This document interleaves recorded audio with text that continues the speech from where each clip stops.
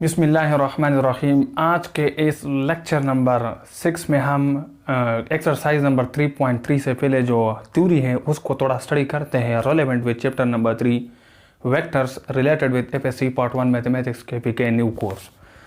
तो हम सीखते हैं पहले डॉट और स्केलर प्रोडक्ट क्या होता है। डॉट या डॉट को हम स्केलर भी कह सकते हैं, स्केलर प्रोडक्ट।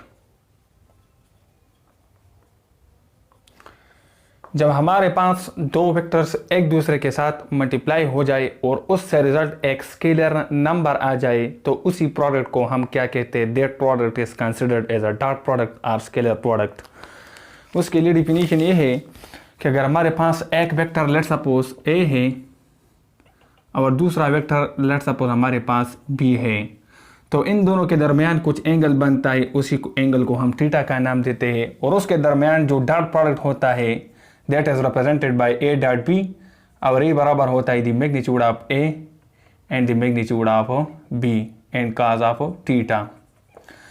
तो ये हमारे पास डॉट प्रोडक्ट का डिफिनीशन है, a dot b is equal to magnitude of b, a and magnitude of b and multiply by cos theta। ये डिफिनीशन जो है this is very very important हो। अब इसके बाद नेक्स्ट टॉपिक की जानिब बढ़ते हैं। नेक्स्ट है कि immediate consequence of the definition of dot product हो। तो इसमें हमारे पास एक पैरेलल वेक्टर होता है, पैरेलल वेक्टर, पैरेलल वेक्टर्स। जब एक दूसरे के वेक्टर, एक वेक्टर ए का डायरेक्शन इस तरह हो, दूसरे का भी डायरेक्शन इस तरह हो, सेम हो, तो उसी वेक्टर्स को हम पैरेलल वेक्टर कहते हैं। और इन दोनों के दरमियान जो एंगल होता है theta, this is equal to 0 degrees always, याद रखें। तो ये क्या हो जाएगा, A dot B will be the magnitude of A and magnitude of B and cos of 0 हो जाएगा, क्योंकि का 0 होता है इसमें, काज ऑफ 0 डिग्री, तो इससे काज ऑफ 0 1 के बराबर होता है। सेम इससे आएगा ए मैग्नीट्यूड एंड बी मैग्नीट्यूड। ये ईटा में आ सकता है कि ए डॉट बी किस चीज़ के बराबर होगा, जब दोनों वेक्टर हमारे पास पैरेलल हो। दूसरा कंडीशन है एंटी पैरेलल वेक्टर के लिए, एंटी पैरेलल वेक्टर्स के लिए जब एक वेक्टर का direction let suppose toward the right of the axis हो ए का और दूसरे का toward the negative left of the X axis हो बी का, तो इन दोनों के दरमियान जो एंगल होता है this theta is equal to 180 degree. ये हमारे पास एंटी पैरेलल वेक्टर के लिए होता है 180 डिग्री। तो ये हो जाएगा A dot B will be the magnitude of A magnitude of B and cos of 180 degree हो जाएगा। और याद रखें काज ऑफ 180 डिग्री -1 के बराबर होता है, क्योंकि काज हमारे पास सेकंड क्वाड्रेंट में नेगेटिव होता है। 180 सेकंड क्वाड्रेंट में आता है, उसमें काज नेगेटिव होता है, सो ये -1 के बराबर होता है। इसे आ जाएगा minus magnitude of A and magnitude of B. ये हमारे पास एंटी पैरेलल वेक्टर के लिए आ गया। अब अगर दो वेक्टर हमारे पास परपेंडिकुलर हो, फॉर द परपेंडिकुलर वेक्टर्स, ये सिंबल परपेंडिकुलर को रिप्रेजेंट करता है। तो परपेंडिकुलर वेक्टर अगर एक वेक्टर इस तरह हो लेट सपोज ए और दूसरा इस तरह हो बी, तो इन दोनों के दरमियान एंगल 90 होगा परपेंडिकुलर के लिए। तो ये दोनों ऑर्थोगोनल वेक्टर हम कंसिडर कर सकते हैं। तो ऑर्थोगोनल वेक्टर के लिए बन जाएगा A dot B will be the magnitude of A magnitude of B and cos of 90 degree. और याद रख कि काज 90 डिग्री हमारे पास चूंकि फर्स्ट क्वाड्रेंट में आता है तो रिजल्ट तो पॉजिटिव होगा, लेकिन काज 90 0 डिग्री के 0 के बराबर है, तो 0 मल्टीप्लाई ए मैग्नीट्यूड बी मैग्नीट्यूड हमारे पास 0 आ जाएगा। सो दो वेक्टर ऑर्थोगोनल तब होंगे जब उन दोनों वेक्टर का जो डॉट प्रोडक्ट होगा दैट इज इक्वल टू 0। ये इंपॉर्टेंट कंडीशन है, अक्सर एमसीक्यू में भी आता है, बाज़ औक़ात तो क्वेश्चन में भी आ जाता है कि prove that the two vector will be perpendicular. तो ये हमारे पास जस्ट इमीडिएट कंसीक्वेंस थे for the definition of dot product. ये 2-3 कंडीशन है। अब इसके बाद नेक्स्ट टॉपिक स्टडी करते हैं। नेक्स्ट टॉपिक है कि scalar are the dot product of unit vector. Unit vector हमारे पास आई जे के होता है। क्या होता है, आई जे के। तो लेट सपोज अगर ये हमारे पास कोऑर्डिनेट एक्स एक्सिस है, सही है, क्या है, कोऑर्डिनेट एक्सिस है। ये लेट सपोज अगर एक्स है, ये जेड है और ये वाई है, तो एक्स के एलांग जो यूनिट वेक्टर होता है दिस इज आई, वाई के एलांग जे होता है और जेड के एलांग के होता है। अब डिफिनीशन डॉट प्रोडक्ट का इस तरह के ए डॉट बी हमारे पास magnitude of A magnitude of B and cos of theta के बराबर होता है, सही है, ये डिफिनीशन है। अब हम चूंकि आई जे के यूनिट वेक्टर की बात कर रहे हैं, तो अगर पहला वेक्टर एलांग आई एक्सिस हो, मतलब एक्स एलांग एक्स एक्सिस हो तो आई होगा ना, तो आई को अगर मैं आई पुट, ए को मैं आई पुट करूं, और दूसरा वेक्टर बी भी एलांग एक्स एक्सिस हो मतलब आई कंपोनेंट हो, तो इसको मैं भी आई पुट करूंगा। सो आई डॉट आई का डॉट प्रोडक्ट क्या आएगा, तो this will be the magnitude of I magnitude of I. And याद रखें ये चूंकि एलॉन्ग एक्स एक्सिस है दोनों, तो एंगल 0 होगा, पैरेलल होंगे, तो एंगल cos ऑफ 0 हो जाएगा, cos ऑफ 0 डिग्री।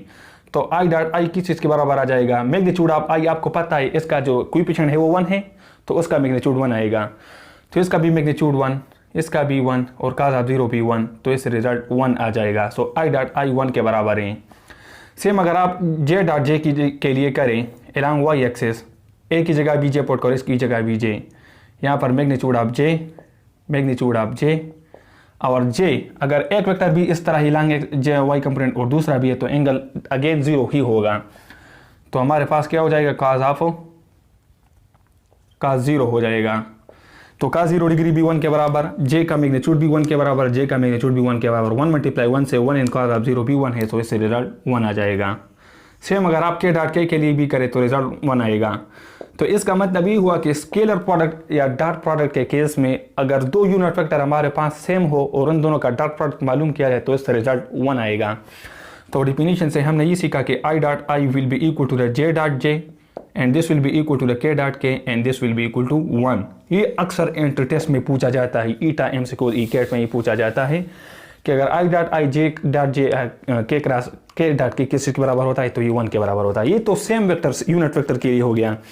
अगर यूनिट वेक्टर हमारे पास डिफरेंट हो, लेट सपोज आई को ए को मैं आई का नाम देता हूँ और बी वेक्टर की जगह मेरे पास जे हो, तो फिर क्या होगा, so i dot j will be, a की जगह आई है, बी की जगह क्या है, जे है, एंड cos थीटा क्या होगा अब इस केस में। अब ये एक वेक्टर एलॉन्ग आई एक्सिस है, मतलब एक्स एक्सिस आई कंपोनेंट और दूसरा एलॉन्ग जे है, तो इसी केस में जो एंगल बनता है दिस इज इक्वल टू 90। तो फिर यहाँ पर मैं cos 90 पुट करूँगा।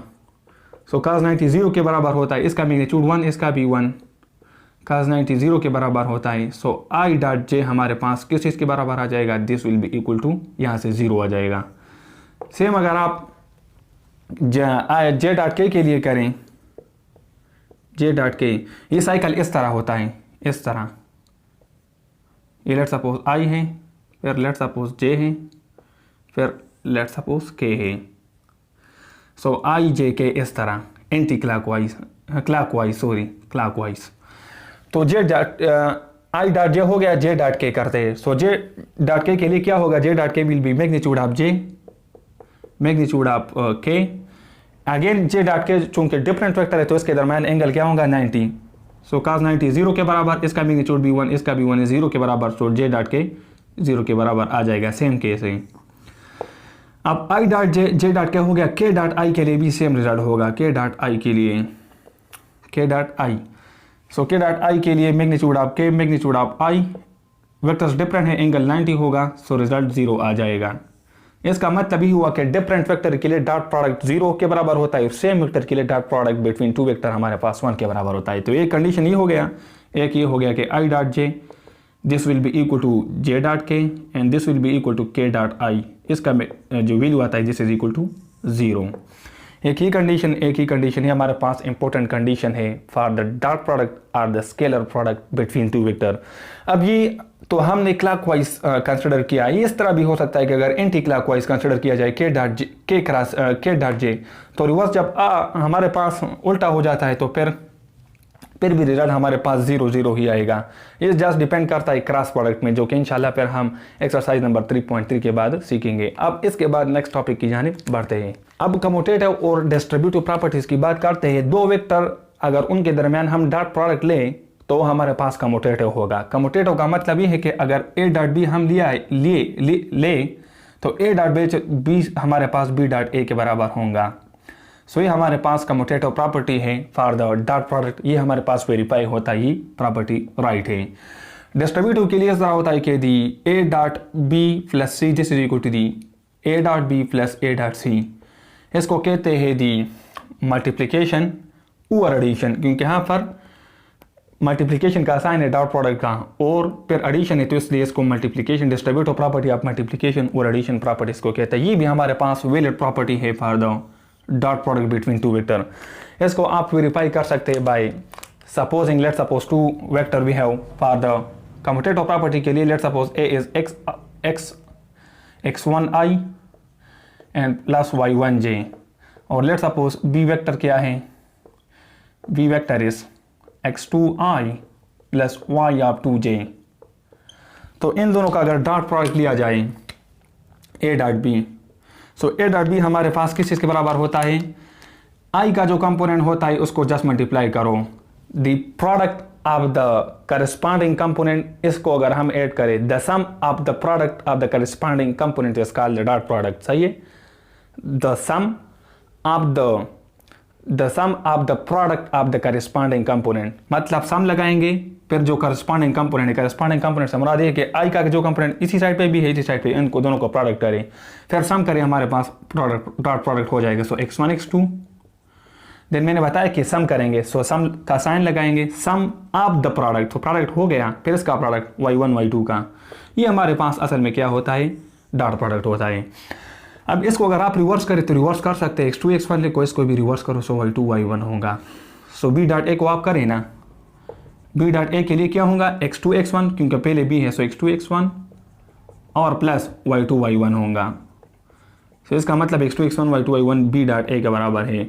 सो a dot b dot A के बराबर आ गया, इसका मतलब कम्यूटेटिव प्रॉपर्टी हमारे पास वैलिड है। अगर आप तीन वेक्टर का मतलब तीन वेक्टर सपोज करें टू कंपोनेंट में i j में और i j k में 3 में, फिर भी हमारे पास अगर आप डिस्ट्रीब्यूटिव प्रॉपर्टी को वेरीफाई करना चाहते हैं तो इन तीनों वेक्टर को यहाँ पर पुट करो, पहले इन दो वेक्टर को ऐड करो, इससे जो रिजल्ट आएगा उसको इसका डॉट प्रोडक्ट लो a के साथ, तो फिर ये हमारे पास a डॉट बी प्लस ही आ जाएगा, फिर ये मालूम करें दोनों सेम आएगा, तो इसका मतलब ये प्रॉपर्टी भी हमारे पास वैलिड है। इसके बाद नेक्स्ट टॉपिक की जानिब बढ़ते हैं। अब नेक्स्ट टॉपिक हमारे पास direction angle and direction cosine है।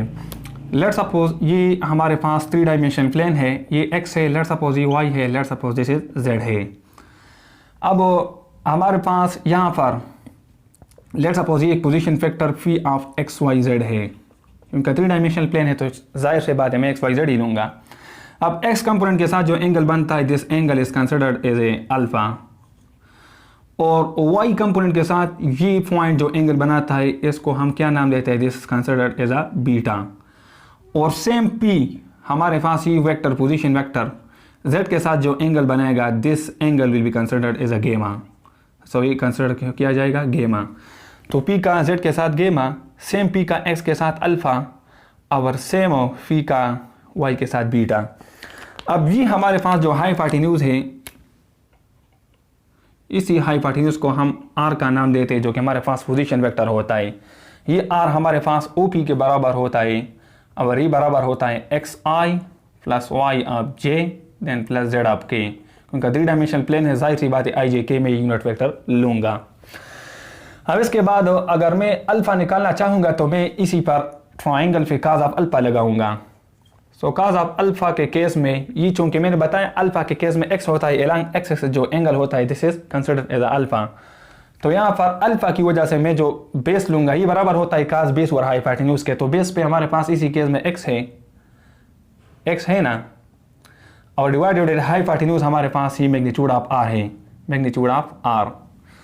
अब ये r मैंने बताया था, अगर इसी r का आप मैग्नीट्यूड ले तो यहाँ पर मैग्नीट्यूड हो जाएगा, मैग्नीट्यूड आपको पता है दी i और j और k कंपोनेंट का जो स्क्वायर होता है, तो इसी का स्क्वायर देन प्लस j का जो कंपोनेंट है उसका स्क्वायर और k का जो कंपोनेंट है उसका square whole under the root ही मैग्नीट्यूड होता है। सही है।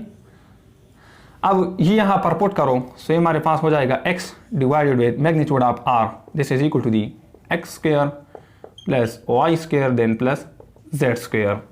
ये काज ऑफ अल्फा हो गया। अब काजा बीटा की बात करते हैं, तो काजा बीटा के केस में बीटा के साथ जो हमारे पास क्या है, बीटा एलॉन्ग y एक्सिस है, मैंने बताया ये एंगल y के साथ बन रहा है, तो यहाँ पर मैं y लिखूंगा और divided by hypotenuse same r ही होगा, magnitude of r। So y अपनी जगह फिर divided with magnitude of r again same x square plus y square plus z square.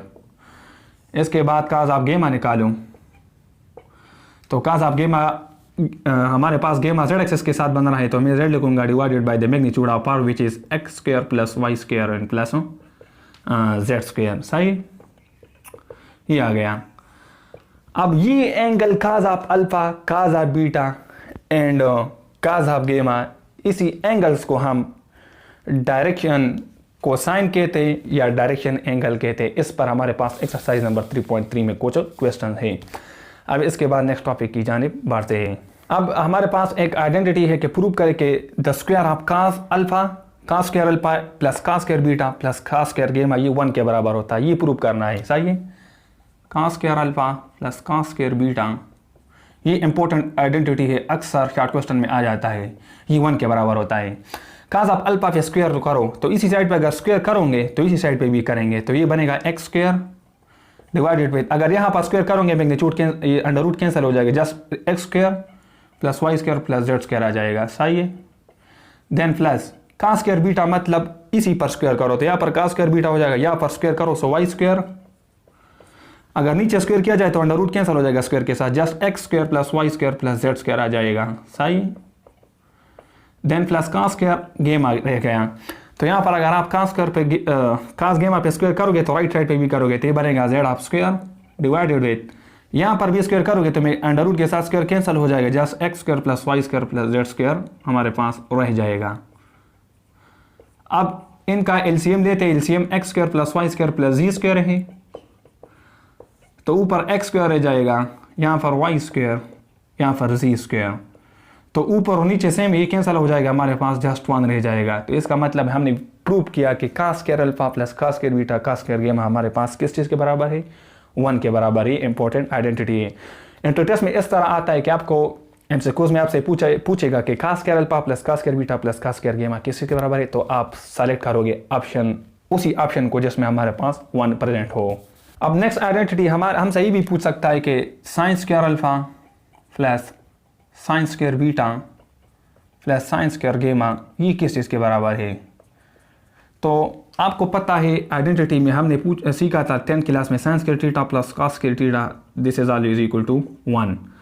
अभी इस तरह हो जाएगा कि sine of square theta will be 1 minus cos of square theta, इस तरह लिख सकते हैं ना, cos square theta right side पे जाएगा। अब ये आइडेंटिटी हमारे पास जनरेट हो गई। अब थीटा को लेट सपोज आप अल्फा से रिप्लेस करें, सो ये बनेगा sine square alpha will be 1 minus cos square alpha. तो साइन स्क्वायर अल्फा की जगह मैं लिखता हूँ 1 minus cos square alpha, cos square alpha, then plus अगर इसी थीटा को मैं बीटा से रिप्लेस करूँ तो ये बनेगा साइन स्क्वायर बीटा ना, तो ये बनेगा 1 माइनस कॉस स्क्वायर बीटा, तो साइन स्क्वायर बीटा की वैल्यू आ जाएगी 1 minus cos square beta, then plus sine square gamma, तो अगर थीटा को गेमा से रिप्लेस करेंगे तो साइन स्क्वायर गेमा हो जाएगा and this will be 1 minus cos square gamma, तो यहाँ पर साइन स्क्वायर गेमा की वैल्यू आ जाएगी 1 माइनस कॉस स्क्वायर गेमा। अब 1 प्लस 1 प्लस 1 से हमारे पास 3 आ जाएगा ना, यहाँ पर इसी से माइनस कॉमन करो, सो अंदर कॉस स्क्वायर अल्फा रह जाएगा, यहाँ पर प्लस कॉस स्क्वायर बीटा रह जाएगा, माइनस कॉमन किया तो कॉस स्क्वायर गेमा आ जाएगा। अब ये मैंने पिछले जो टॉपिक था उसमें डिराउट किया था कि cos square alpha plus cos square beta cos square गेमा 1 के बराबर होता है, सो ये बनेगा 3 माइनस ये 1 के बराबर है तो 1 लिखूंगा, सो 3 माइनस 1 से 2 आ जाएगा। तो इसका मतलब ये हुआ कि sine square alpha plus sine square beta plus sine square gamma किस के बराबर होता है, this is always equal to 1। ये भी इंपॉर्टेंट आइडेंटिटी है, ईटा में आ सकता है, एंट्री टेस्ट में भी आ सकता है कि हमारे पास ये किस चीज़ के बराबर है, तो आप उसी ऑप्शन को सेलेक्ट करोगे जिस ऑप्शन में हमारे पास 2 क्या हो, प्रेजेंट हो। अब नेक्स्ट टॉपिक हमारे पास है डायरेक्शन नंबर और डायरेक्शन रेशियो, ये क्या होता है।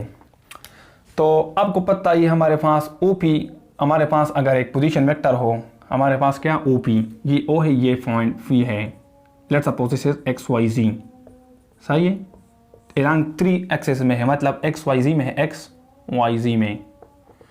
तो OP मैग्नीट्यूड जो पोजीशन वेक्टर होगा ये हमारे पास मैंने बताया कि मैग्नीट्यूड ऑफ R के बराबर होता है, जस्ट R के बराबर होता है, and this is equal to XI plus Y of J and plus Z of K।